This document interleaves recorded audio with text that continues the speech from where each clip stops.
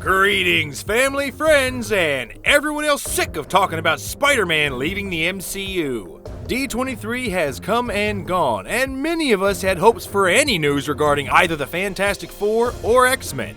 And once more, we left to ponder how Marvel's homebound heroes enter the MCU. Instead, we retreated to confirmation that Moon Knight, She-Hulk, Miss Marvel, and the Black Knight were all confirmed to be entering the fray. With these additions to Marvel's already stacked next 2 years, I'm sure more than casual fans are currently asking themselves, Who the fuck's that? He's a man out of time. Who the fuck is that? He likes to fight crime. Black Panther was confirmed for a May 2022 return, but aside from this, none of Marvel's expected sequels were mentioned. Spidey gets a pass cause he's staying over at Sony's house to participate in the Tombow, I get that. Otherwise, we have no Black Panther details, no Captain Marvel, no Guardians of the Galaxy 3, and these movies all made barrels of money and yet seem to be benched through 2021. Marvel's choosing to introduce new heroes in their own projects rather than cash in sequel checks, and I believe I've discovered why. If you're new around these parts, I go by Hudson's Prime, and today I'm here to reveal to you, faithful viewers, Feige's secret plan for introducing Marvel's beloved mutants into the MCU. Before we begin, know much of what I'll be discussing is speculation derived from examination of source material, Marvel's confirmed schedule, and the MCU's track record of introduction. While I can't confirm anything beyond circumstantial evidence, feel free to check out my channel to see what conclusions my speculation has reached previously. If everything is in order, let's get to the theorizing. In a previous video, I explained how Marvel's prepping a grief-stricken Wanda to make huge waves in the MCU. Sooner or later, the Scarlet Witch will hit the scramble button on reality. You took everything from me. Does anyone think it's an accident that the energy her powers create is the same color as the Reality Stone? When she does scramble reality, she can either reveal an entire mutant population in hiding, or bring them into existence in a reverse House of M's ending. I could go into the details, but that's not what this video is about.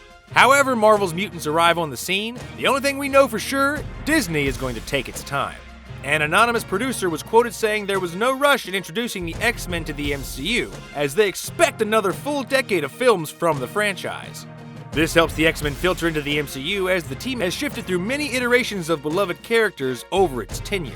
To ensure the best possible entry into the MCU, we'll need to narrow our focus to a select group of mutants, mainly to the team's first two major iterations, the original set and the giant size.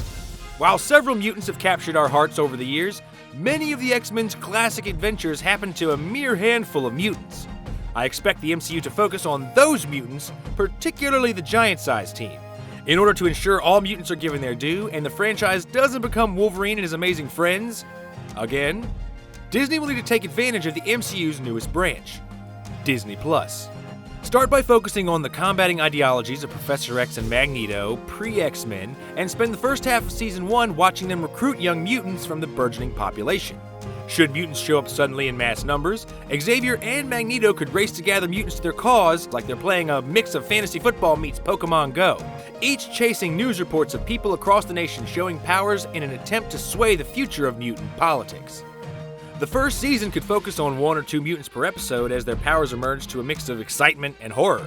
These mini origin episodes would culminate in either Professor X or Magneto arriving to offer the young mutant a place either with the Xavier's X-Men or with Eric's Brotherhood of Mutants. As separate groups competing for the loyalty of the same pool of mutants, I would imagine the teams clashing multiple times in an attempt to recruit the same characters. So, plenty of conflict right there. Now, who will compromise these teams is up for debate. As mentioned, I hope the X-Men side reflects the original team: Angel, Beast, Cyclops, Iceman, and Jean Grey. While not the flashiest group, their fates contribute to a huge chunk of the X-Men lore Marvel will want to cover over that decade. Cyclops, Beast, and Phoenix are no-brainers.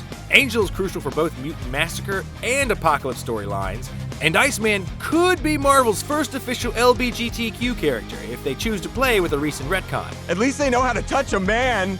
Oh, walk away. There's an important reason Wolverine and Storm are sitting this round out, and don't worry, I'm getting to it. Oh, right, before we move on, Magneto's team will probably have a frogman, a blue chick, a blind woman, a fire guy, a fat dude, a creep, and the uncowardly lion, and Rogue, but she's a bitch. Overall, the main goal of the series should be to firmly insert the idea of mutants into the existing MCU population.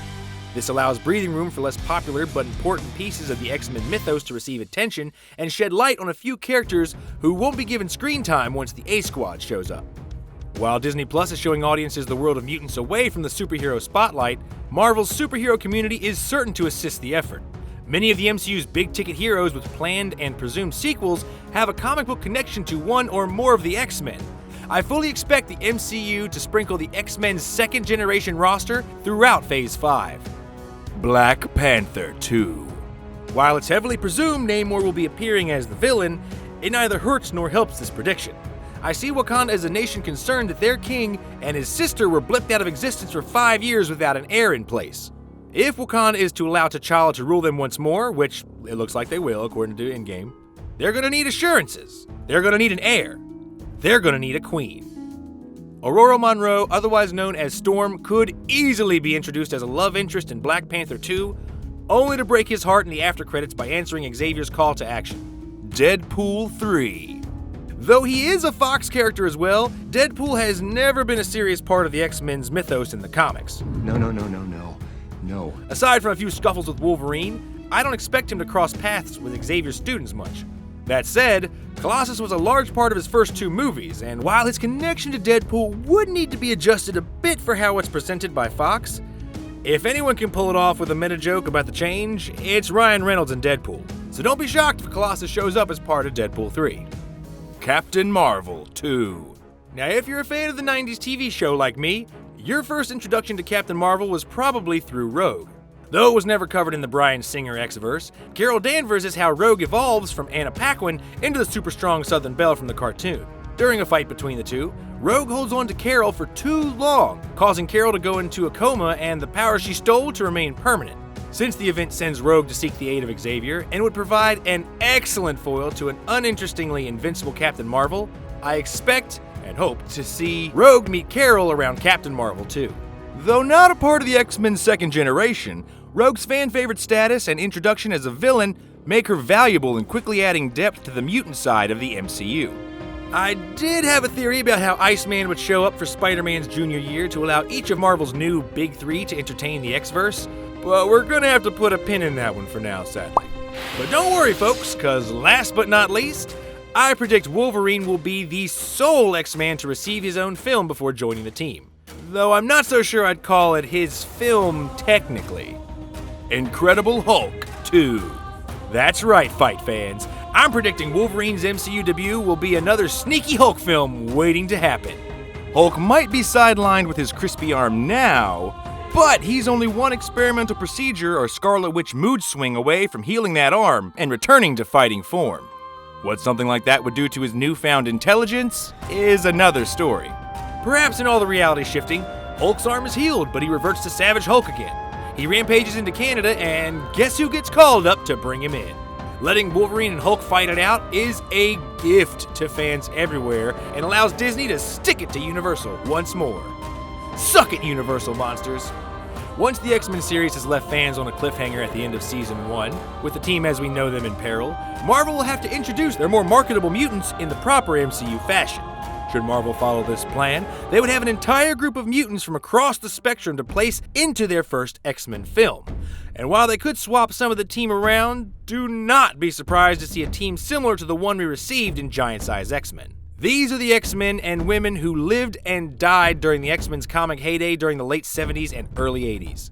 If Marvel truly plans on getting the additional decade of the MCU films out of their mighty mutants as this anonymous producer suggests, these mutants need an uncanny introduction. By utilizing Disney's streaming service and the MCU's wildly successful films, Marvel can have their movie universe crawling with mutants by the end of Phase 5. Should Marvel choose this path of introduction for its merry mutants, I predict the fan reaction and box office to be nothing short of astonishing. And that, boys and girls, is how Marvel needs to bring the X-Men home. But, as they say, opinions are like, everybody's got one. So let's hear yours. Which X-Men do you want to see make the movie roster? Can you work mutants into any upcoming movies or projects? If this idea has some truth to it, which of these movie team-ups are you most excited to see? Let me know in the comments below. Thank you all so much for watching. Your view has been much appreciated. And if you want to help me out, feel free to leave a thumbs up if you enjoyed what you saw, and subscribe to stay tuned for more Marvel analysis, more gaming loot videos, and more. Until next time, Prime Peoples, good luck in your day, and Godspeed.